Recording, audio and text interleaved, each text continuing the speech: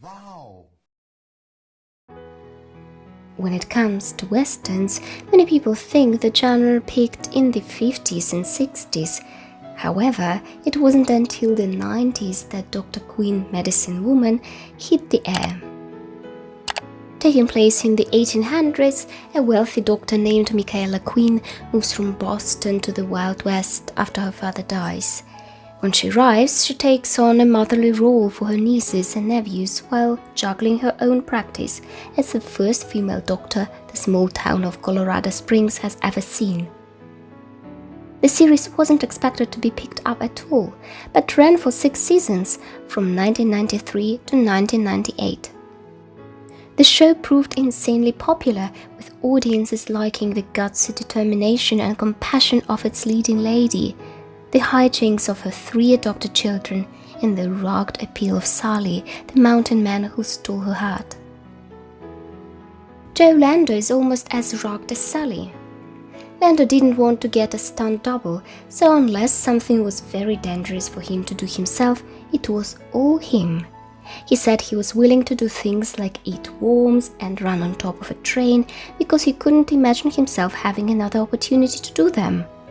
Sometimes this commitment to the craft was put to the test and included Lando eating live worms on set. If Sully would do anything to survive in the wilderness, so would Lando. Plus, his opinion at the end of the day was, when was he ever going to have this sort of opportunity again? Dr. Quinn was offered to Seymour at a lucky time. In an interview with NPR, Seymour admitted that she would have taken any role offered to her at the time of Dr. Quinn. I'd been married to one of the top business managers, and one day I found out that I was completely beyond bankrupt, she said. Like $9 million in the red with lawsuits from every major bank, including the FDIC. She had a day's notice about Dr. Quinn's pilot, and she signed a 5-year contract the next morning. Dr. Quinn was quite the vixen. Though the series was only on the air for 6 seasons, 5 men proposed to her. She accepted one proposal, then he died, and Sully proposed to her, and they got married. But honestly, that's what viewers had wanted all along anyway. There were a lot of cast changes. When the pilot aired, producers didn't expect it to get picked up as a series, billing it as a TV movie instead. When it did get picked up, many actors were unable to commit to the grueling schedule and were replaced. Most notably, child star Erica Flores left her role as Colleen Cooper after 2 seasons, after producers refused the race, was replaced with Jessica Bowman. At one time, Colorado Springs was exactly the neighborhood that Fred Rogers wanted to visit. In the episode Deal with the Devil, Reverend Timothy Johnson's mentor comes to town, and he wants to do everything in his power to make a good impression and fix up his rundown church. When Reverend Thomas arrives, it is no one else than Mr. Rogers himself. Fred Rogers had never had an acting credit before, besides starring in his own kids' show, but he was so impressed with Dr. Quinn, Medicine Woman, that he requested to be part of the show.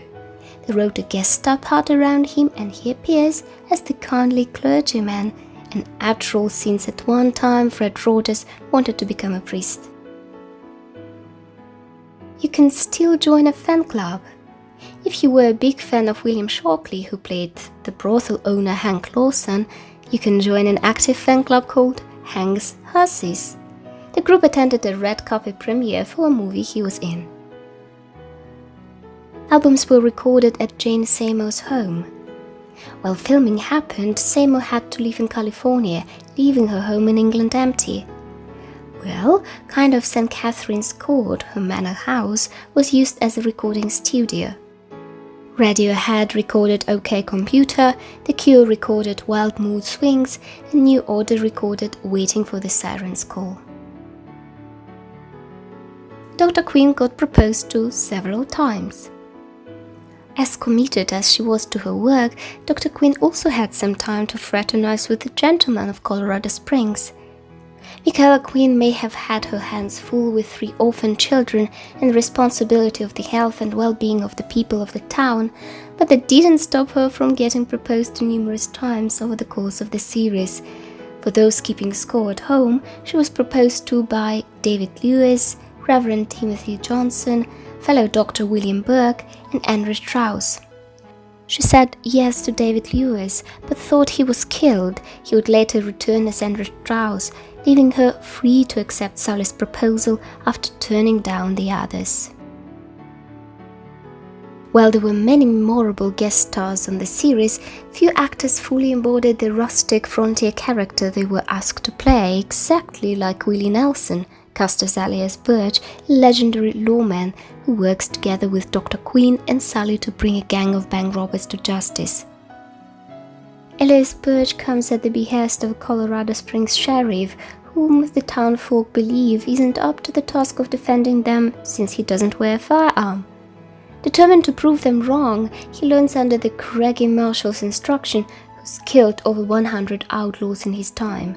Ironically, no firearms are used in bringing the robbers to justice. And that's all for today. Leave a like if you enjoyed this episode, comment and subscribe. Take care, friends.